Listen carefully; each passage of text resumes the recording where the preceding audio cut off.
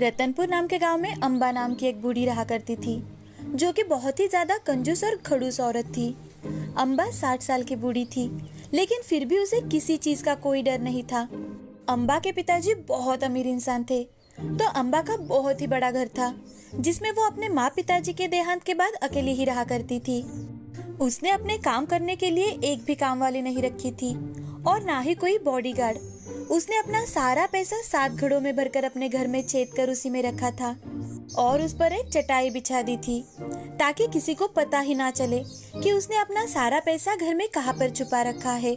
बूढ़ी जब भी बाहर निकलती तो अपने हाथ में एक बड़ा सा डंडा साथ लेकर ही निकलती थी, ताकि अगर उसे कोई लूटने की कोशिश करे तो वो उसे मार भगा सके। एक दिन बूढ़ी अपना डंडा साथ लेकर बाजार जाती है, तो उसे देख लोग बातें बनाने लगते हैं। तो उन्हें देख बूढ़ी, ए, क्या बातें कर रहे हो तुम सब? मेरे बारे में तो नहीं बोल रहे।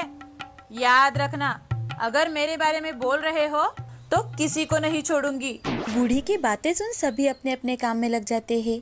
अब वो एक सब्जी के ठेले पर जाकर, अरे ओ लड़के, ये लौकी कैसे दी? 20 रुपए की एक है दादी। और ये प्याज कैसे दिए? अरे दादी जी, प्याज 10 रुपए किलो है।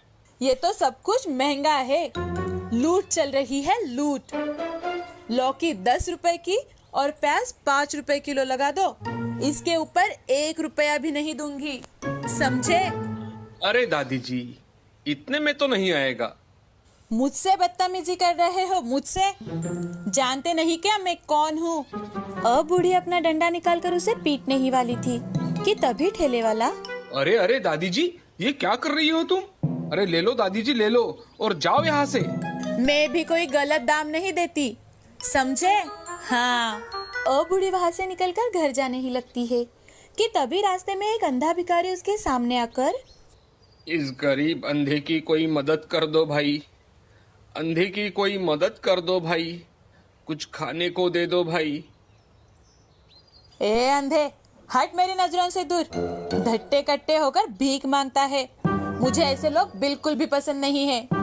अरे माँ जी, अगर मैं देख पाता तो जरूर कुछ ना कुछ काम करता, पर मैं देख नहीं पाता तो मैं क्या काम करूँगा?